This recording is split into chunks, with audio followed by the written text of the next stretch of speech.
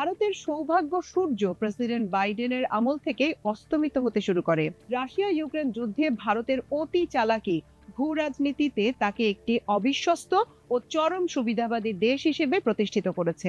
এবছর মে মাসে পাকিস্তানের সঙ্গে 4 দিন ব্যাপী যুদ্ধকালে পাকিস্তানের পরিবর্তে ভারতই যে আন্তর্জাতিক পরিমণ্ডলে একঘরে হয়ে পড়েছে সেটা বেশ পরিষ্কারভাবে দেখা গেছে।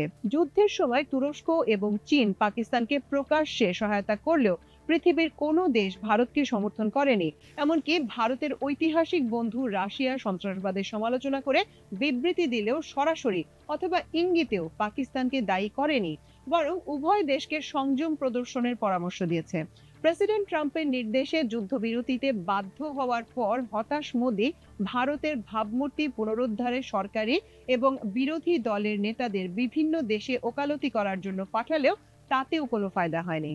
যেসব দেশে ভারতীয় নেতারা গেছেন সেসব দেশের সরকার ও বিরোধী দলের কোনো প্রভাবশালী ব্যক্তি তাদের সঙ্গে দেখা করেননি। আন্তর্জাতিক মিডিয়াও ভারতীয় দলের সফরকে রীতিমতো উপেক্ষা করেছে। প্রেসিডেন্ট ট্রাম্পের স্বভাব সম্পর্কে বলা হয়ে থাকে যে তিনি নাকি কোনো পরাজিতকে পছন্দ করেন না। ভারত ও পাকিস্তানের 4 দিনের মারামারির প্রথম দিনেই ভারত তার আধুনিক বিমান বহর নিয়েও পরাজিত হলে দেশটির সামরিক শক্তি সম্পর্কে যে মিথ তৈরি হয়েছিল সেটা ভেঙে পড়ে। মার্কিন নীতি নির্ধারকরা বুঝে ফেলেন যে দেশটিকে তারা এশিয়ায় চীনের বিরুদ্ধে ভারসাম্য সৃষ্টিকারী শক্তি বলে মনে করছিলেন, সেই দেশটির সব বিবেচনায় অনেক ক্ষুদ্র পাকিস্তানকে হারানোর মতো শক্তিও নেই। ওয়াশিংটন দৃশ্যত খুব দ্রুত তাদের দক্ষিণ এশীয় কৌশলগত নীতিতে পরিবর্তন নিয়ে এসেছে। তারা একদিকে ভারতের উপর শুল্কের বোঝা চাপিয়েছে, অন্যদিকে পাকিস্তানের সেনাপ্রধান ফিল্ড মার্শাল আসিম মুনিরকে স্বয়ং প্রেসিডেন্ট ট্রাম্প হোয়াইট হাউসে মধ্যাহ্ন ভোজ খাইয়ে মোদির কাটার খায়ে লবণ ঘষে দিয়েছেন। আসলে রাশিয়া ইউক্রেন যুদ্ধ এবং গাজায় ইসরায়েলি গণহত্যা নিয়ে ভারতের ধোঁকাবাজি আজ পুরো পৃথিবীর কাছে স্পষ্ট হয়ে গেছে। ভারতের সঙ্গে যুদ্ধ পরবর্তী 4 মাসের মধ্যে পাকিস্তান চীনের সঙ্গে প্রায় 6 দশক ব্যাপী ঘনিষ্ঠ কৌশলগত সম্পর্কের কোনো ধরনের হেরফের না করে ওয়াশিংটনের বিশ্বাসভাজন হয়ে উঠেছে।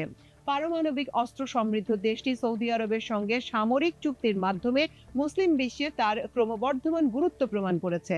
দক্ষিণ এশিয়ায় শেখ হাসিনার 15 বছর ব্যাপী শাসনামলে অলিখিত ভারতীয় উপনিবেশ বাংলাদেশের সঙ্গেও পাকিস্তানের সম্পর্ক ফ্যাসিবাদ পতনের পরিপ্রেক্ষিতে ক্রমান্বয়ে উষ্ণ হচ্ছে।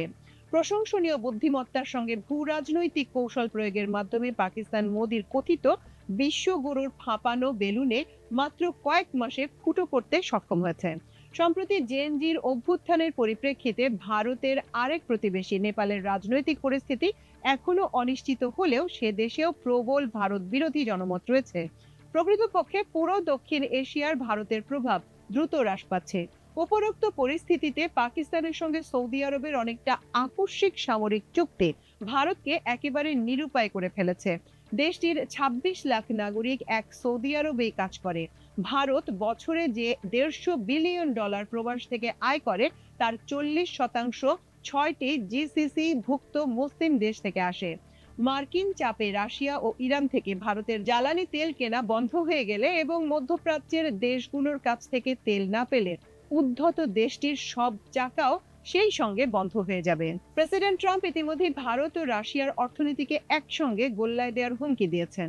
কাজেই সৌদি পাকিস্তান চুক্তি নিয়ে কোনো বিরূপ মন্তব্য করার ক্ষমতা ভারতের নেই। তাদের পররাষ্ট্র মন্ত্রণালয়ের মুখপাত্র শুধু এটুকু বলতে পেরেছেন যে তারা বিদ্যমান পরিস্থিতি খতিয়ে দেখছেন। কিছুদিন আগেও বিশ্বগুরুর স্বপ্ন দেখা মোদির জন্য সারা বিশ্বের দরজা একে একে বন্ধ হয়ে যাচ্ছে।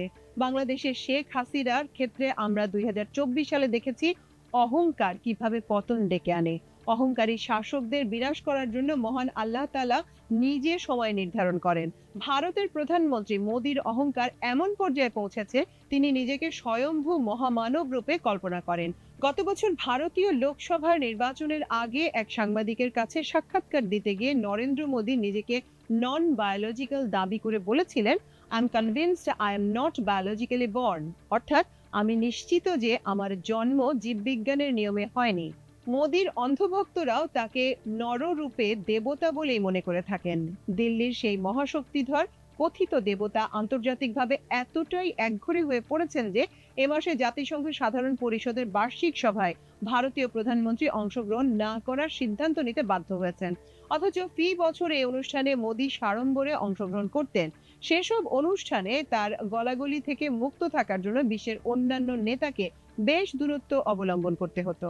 এবার তারা নিঃশ্বাস ফেলে বেঁচেছেন। 1947 সাল থেকে জাতিসংঘ নিরাপত্তা পরিষদের স্থায়ী সদস্য হওয়ার স্বপ্নে বিভোর ভারতের আপাতত বিশ্ব ভূ রাজনীতিতে দর্শক হয়ে থাকতে হবে বলে আমার ধারণা। বাংলাদেশের যেসব রাজনৈতিক দল ভারতের ক্ষমতা নিয়ে এখনো জুজুর ভয়ে ভুগছেন, তাদের ভূ রাজনীতি নিয়ে খানিকটা লেখাপড়া করা দরকার। তুরস্কের উসমানীয় সাম্রাজ্যের পতনের পর থেকে মুসলিম বিশ্ব আর মাথা উঁচু করে দাঁড়াতে পারেনি। 1953 সালে ইসরায়েল মিশর যুদ্ধের পরিপ্রেক্ষিতে বাদশাহ ফয়সালের সাহসী এবং কুশলী নেতৃত্বে জ্বালানি অস্ত্র প্রয়োগের মাধ্যমে মধ্যপ্রাচ্য স্বল্প সময়ের জন্য বিশ্ব ভূ রাজনীতিতে গুরুত্বপূর্ণ হয়ে উঠেছিল। কিন্তু বাদশাহ ফয়সালের রহস্যজনক হত্যাকাণ্ড, ইরান ইরাক যুদ্ধ এবং একনায়ক সাদ্দাম হোসেনের গোয়ার্তুমির মিলিত ফলাফল বিশ্বের প্রায় 200 কোটি মুসলমানকে হতোদ্যম ও পরনির্ভর করে ফেলেছে। পাকিস্তান ও সৌদি আরবের মৈত্রী কতখানি ফলপ্রসূ হবে সেটি আমাদের অজানা। এর আগেও 2 বা ততোধিক মুসলিম রাষ্ট্রের মধ্যে এ ধরনের চুক্তি সম্পাদিত হলেও সেগুলো কার্যকর কিংবা দীর্ঘস্থায়ী হয়নি। আমরা আশা করতে চাই অতীতের ব্যর্থতার পুনরাবৃত্তি সৌদি পাকিস্তান চুক্তির ক্ষেত্রে হবে না।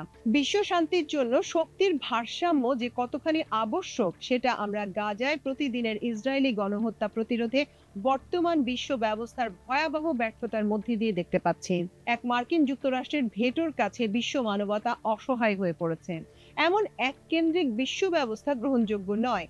বর্তমান শতাব্দীতে চীন এবং কয়েকটি আঞ্চলিক শক্তির উত্থানে প্রতীয়মান হচ্ছে যে বহু কেন্দ্রিক বিশ্ব ব্যবস্থা আবার বিকশিত হচ্ছে। নতুন সেই বিশ্ব ব্যবস্থায় 200 কোটি মুসলমান যেন আগের মতো আর প্রান্তিক ও মূল্যহীন অবস্থায় না থাকে, সেটি নিশ্চিত করার জন্য সৌদি পাকিস্তান চুক্তির সাফল্য এবং সম্প্রসারণ অপরিহার্য। মুসলমানের আত্মোপলব্ধি এবং জাগরণের জন্য প্রার্থনা করে আজকের লেখা শেষ করলাম।